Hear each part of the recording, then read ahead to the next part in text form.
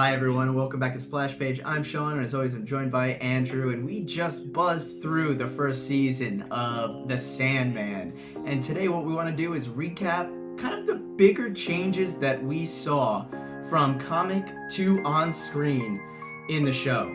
So why don't we do this? We're going to jump right in and let us know what you think the biggest changes were.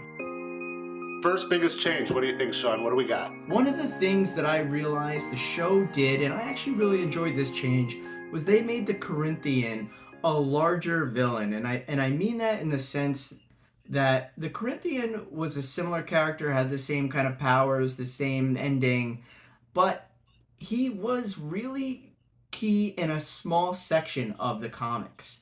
Here we see him engage and interact with a number of different characters that he had no part of earlier on in the comics. I'm specifically thinking about Roderick Burgess, where he actually interacts with him and says two things. One, you have to build a glass dome to keep Dream in there, and two, he wants to help him keep him there. So those are two things that Roderick did on his own, without any help from the Corinthian. And to me, that stood out immediately because I was like, okay, this is the big bad of the season. Yeah, and it was a nice way to introduce a TV audience to the Endless and what they are, and that there's more than just one of them, whereas in the comics that was more drawn out. And it was a nice way. This is what I love about a lot of these shows that do this, like transfer from comic to TV. You don't do it exact because this makes so much more sense in a narrative television style. Whereas in a comic, especially like an anthology Sandman series, you're jumping all over the place and it can get very confusing, even if you're really focused and spending a lot of time. So he really was a way to get into the show and a way to keep a through line throughout the season. Agreed. All right, what's number two? There was a ton of time spent in the comics, and by a ton of time I mean probably, 10 pages, but in comics that's a lot of time, spent on the way that the world was affected by Dream being captured. Of course, we get hints of it throughout the show, the 10 episodes, 10 hours of footage, but they made a good point or a conscious effort to show you the effects on a number of different people, even though they weren't necessarily incredibly relevant later on in the comic. In the show, we really only hear about Unity Kincaid and then just kind of a few articles, and I think we're told 1 million people were affected. But there were characters that were fun and really engaging in the first couple panels that you kind of found out what happened to them. And in the show, they just kept it straight and narrow. Let's just tell you about the one character you need to know about. And that's why I think this was a successful season, because they did streamline it. And as interesting and engaging as those other characters were, they definitely confused the hell out of me when I was reading the book, because a lot of them never came back to add to anything later. So I think this was a good streamlining of that. And speaking of, what's our next biggest change? The next one, and let me know if you remember this differently, but the Ravens play a much bigger role early on in this show, where I don't remember even being introduced to Matthew until later issues. In fact, I don't even know if he was in the second trade back. So not only do we meet Matthew very early on, but there's actually Jessamy, who was a Raven before Matthew and tried to help break Dream out from Burgess's basement. And there is no mention of that character in my recollection. No, I don't think Jessamy was a character. And I liked how they did it here, too. I think this was also a good change. Not that it was bad in the comics, but it gave him kind of a backstory of, even more so than being captured for 100 years, why he kind of disliked humans and was a little weary of them all. What else do we got? What's our next biggest change from season 1 from the show to the comic? Yeah, the next one is still with the Burgess family. The kind of hateful relationship between Roderick and his son Alex. There's a little confrontation in the comic, but here in the show, we actually get them hating each other and hiding from each other, and the dad forcing Alex to shoot Jessamy. And it ends with Alex pushing Roderick into the glass container that Dream's in, cracking his skull and killing him. And where I think in the comics, Roderick just kind of dies of old age. Yeah, I remember from the comics there still was kind of a father very not proud of his son, maybe thought his son was a Mm-hmm. little weak, but there definitely wasn't that violent kind of outward anger between them. Yep, I agree. All right, what's our next biggest change? So the next thing I notice is there's a character that's introduced and one that's kind of relegated in the early episodes around the escape of Dream.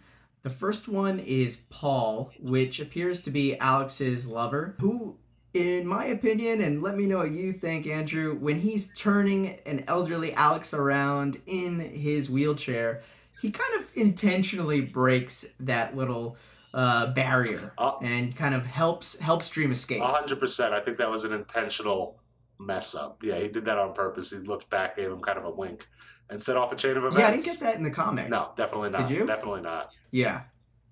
And the second one is Sykes, who was the right hand man of Roderick Burgess, who ran away with Ethel Cripps and took the same thing they took in the show, the gas mask, the Dreamstone, the pouch of sand, and $200,000. And they kind of run away. Here it's because Ethel Cripps is pregnant and Roger Burgess wants to get an abortion. Right. So it's a little different. Either work. I don't think Sykes was that much of a character. Didn't really care about him, and it was kind of He was irrelevant. literally there to run away with Ethel. It's better off that they cut him out of the storyline. Keep it clean. Agreed. What is our next biggest change from Sandman season 1 to the comic books? The next one is there is no John Constantine.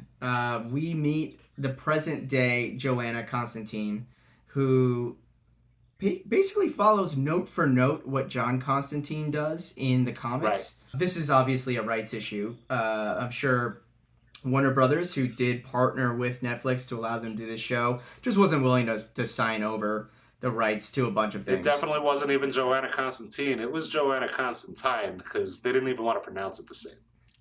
There you Yeah. go. Yeah, I mean that's really catching it. And you know when we meet our friend Doctor D, who isn't Doctor D in the show either, it's Johnny. He is held in Arkham Asylum, the jail or Right. the mental institution that all of Batman's villains are held in, and they don't mention that either by name, and that's a rights thing. Yeah. It was definitely an asylum situation, though. Okay, Sean, what is the next biggest change from the season? So Dream finds out where his gas mask is, and he goes down to hell and he talks to Lucifer Morningstar and says that he wants it back, and he gets introduced to Corazon, Yes. the demon who negotiated the mask for the amulet of protection.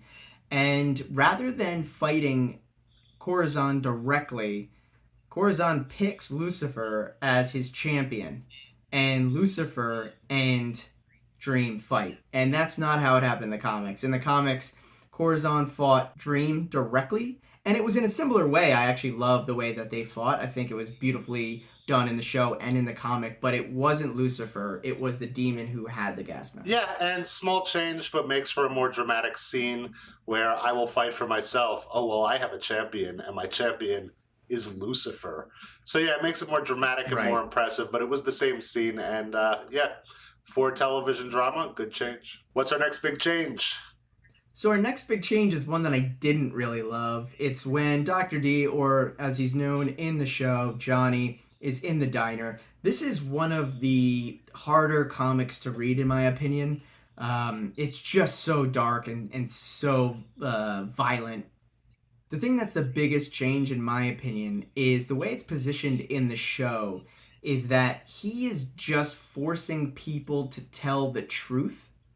And in the comics, it's more of he's driving them crazy and controlling them, making them do what he wants them to Right. do.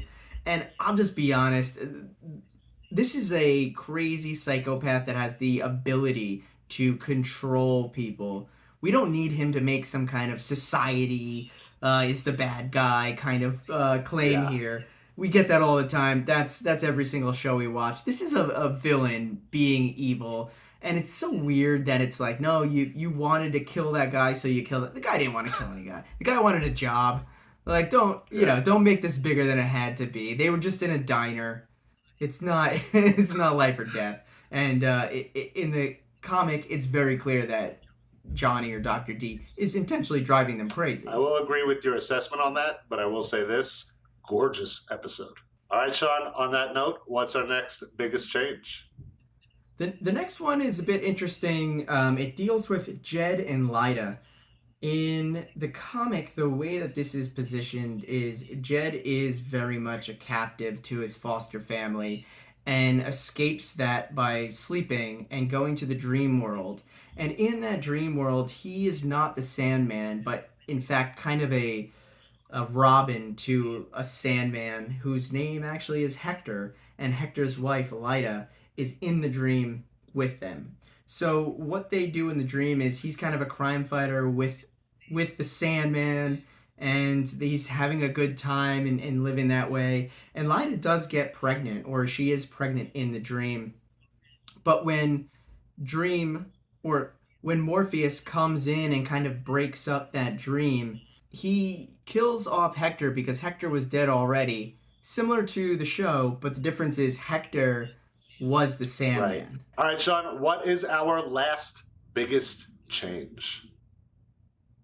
Yeah, and this goes back to the Corinthian again, who obviously his character had been extended quite a bit to fit the show in the way that the story arc goes there. But in this, the Corinthian is kind of a rival, almost an equal to an extent of Dream. He is plotting and planning and figuring out a way to exist within the world and potentially even stop Dream from existing.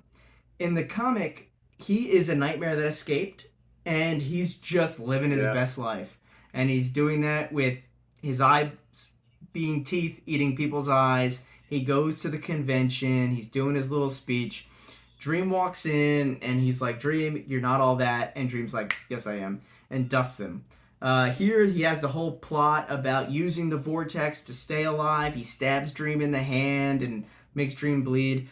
Dream doesn't bleed. It's a very easy knockout. Corinthian was more hiding from Dream than trying to fight him. And so, again, a worthy change because of the way that the season has panned out and the way that they wrote the season. But a big change because it makes it seem like Dream's not as powerful as he really is until he flexes. Yeah, there was that moment of, yeah, you could have beaten me handily at the very first scene of this show, but now the vortex is stronger and has taken a lot of your power. So it did make sense narratively as well in this scenario, too. Yeah. I think that's all the biggest changes that we noticed, right? I agree. Yeah, I mean there are obviously a number of other changes, but those are the biggest ones that kind of stood out to us, yeah. and yeah, well, and made us want to talk about them. So, thanks everyone. We appreciate you hanging out with us and taking a look. If you like and subscribe, you'll have a chance to win a toy from Vox Machina, which we'll be giving away once we hit 2,500 subscribers. So please like and subscribe. Let us know Leave what a changes comment. we missed. What did you see that we? What I'm did you sure we see missed that a we ton. skimmed over, or that we got wrong? I don't know. Yeah. All right. Well, I'm Sean. That's Andrew. Take it easy, you two.